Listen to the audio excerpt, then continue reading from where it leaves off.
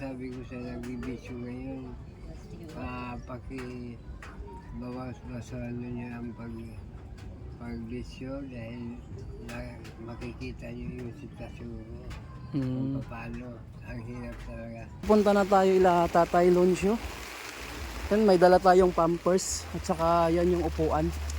Tapos ang timing pala na umulan. Tara! Umulan pa. Ay, ibig sabihin pag ganitong oras, baba na yung tubig. Okay, thank you. Yan. Yan na yung binili nating upuan. Diba? Alay.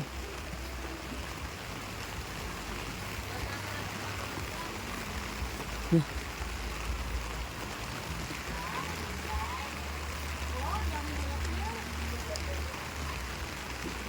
Ayan.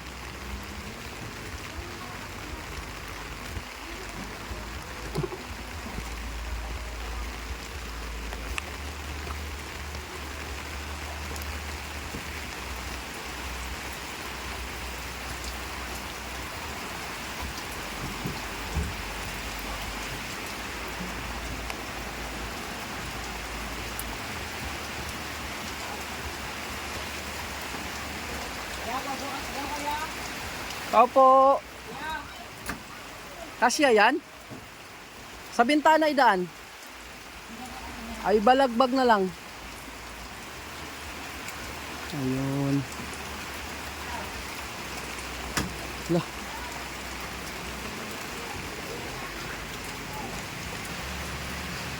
Lah.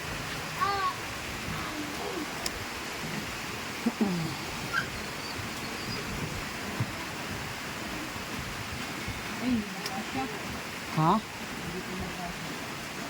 Paano kaya?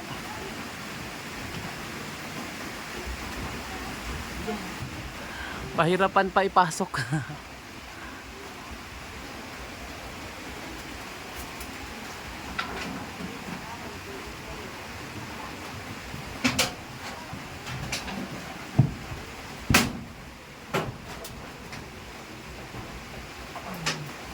Hindi kasi siya magkasya dito. Hindi siya magkasya kaya dyan na lang yung dinaan sa taas. Ayan.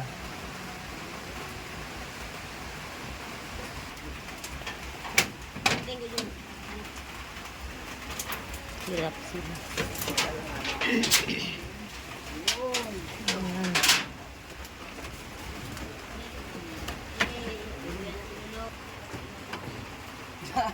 Pahirapan. Tay, kumusta? Oh, ito na yung upuan mo na request mo. Ayan. Dapat masampulan para makita natin.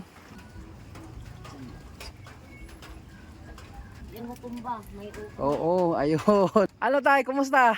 Ito, okay rin. Maganda. Ayos na ito. Upuan. Ayos na yan? Oh, Ayun. Sige daw tay, ano mo? Oo, ganyan. Oo. So hindi yan siya matumba tayo, huwag kang matakot ha. Bakit ka nag-request ng ganyan tay? hindi na ako makatayo, hindi na ako makalakad. Nakahiga na lang. Kaya mas maganda na may ganyan para kahit papaano makagalaw-galaw ka, di ba? Kumbaga maano mo yung katawan mo.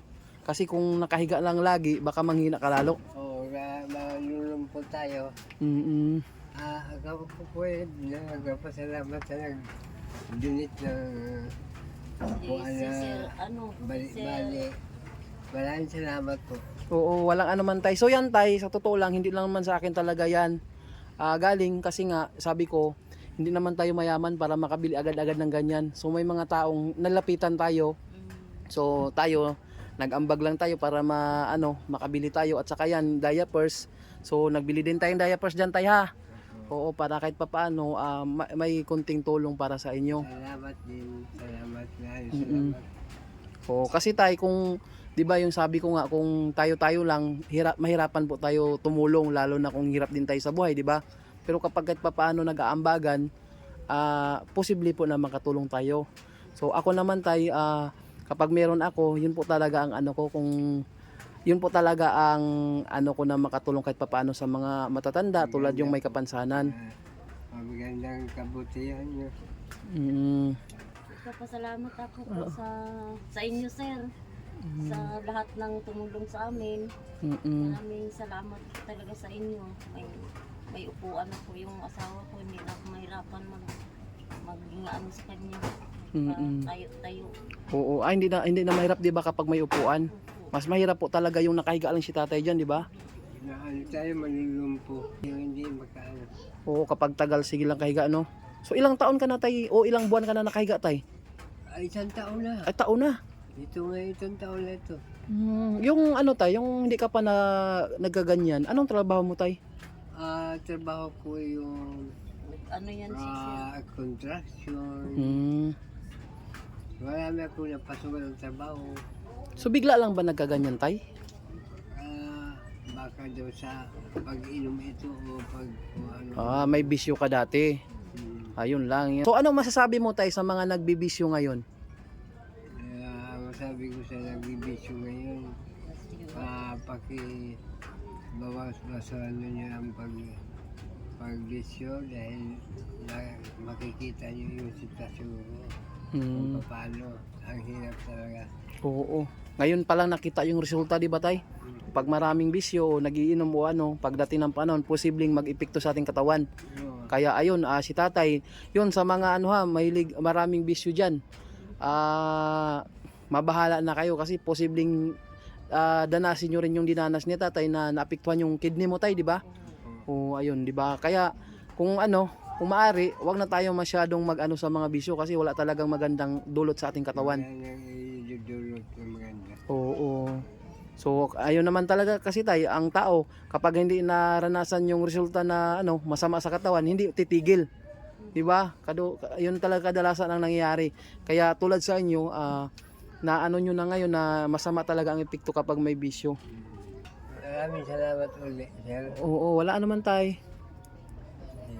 Maraming salamat talaga, sir, sa tulong niyo sa amin. Po kayo ng may kapal.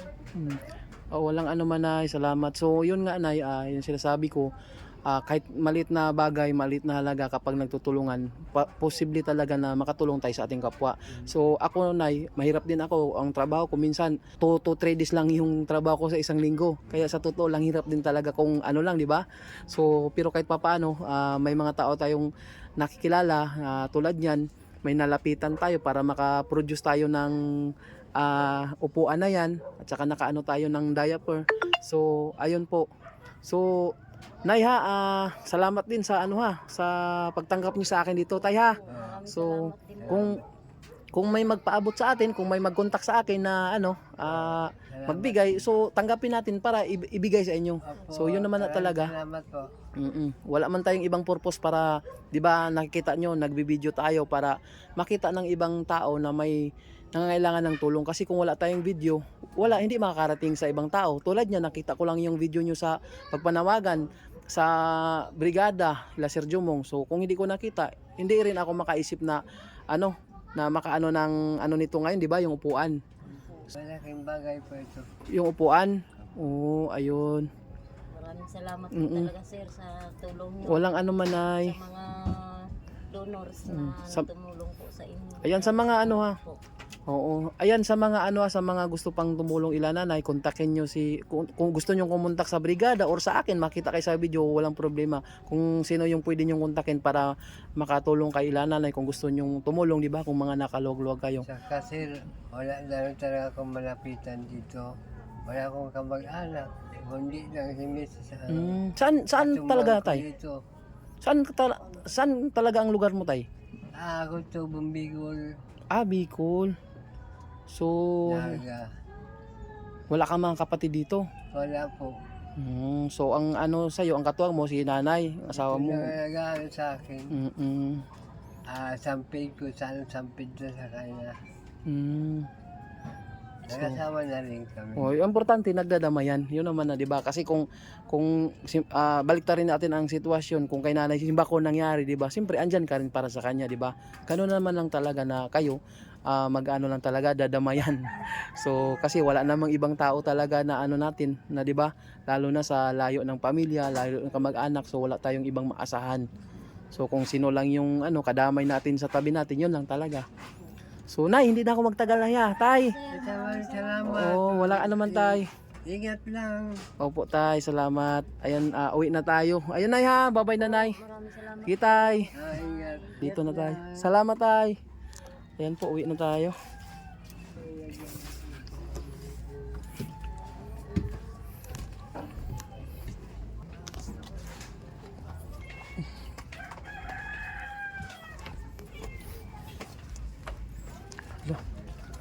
Pag nabulasot, impas.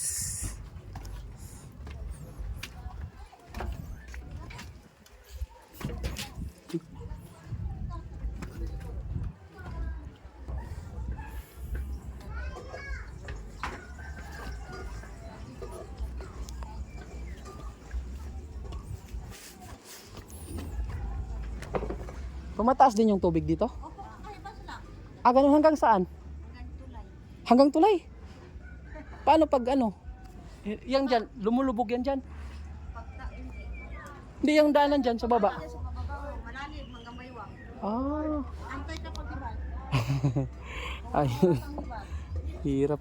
Ano, pero walang bayad dito magtira? Walang namang bayad, di ba? Pwede ako magtira dito?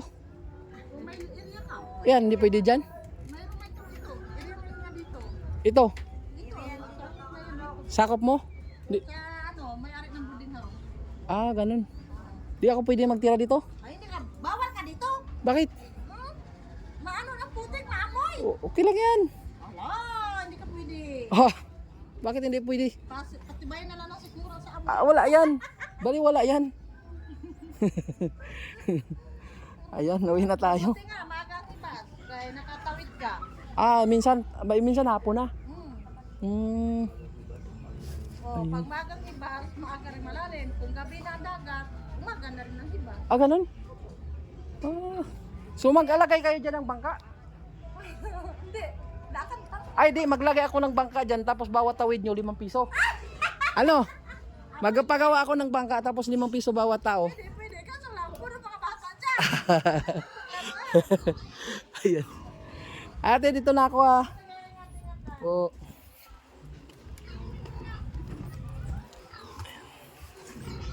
Ayun.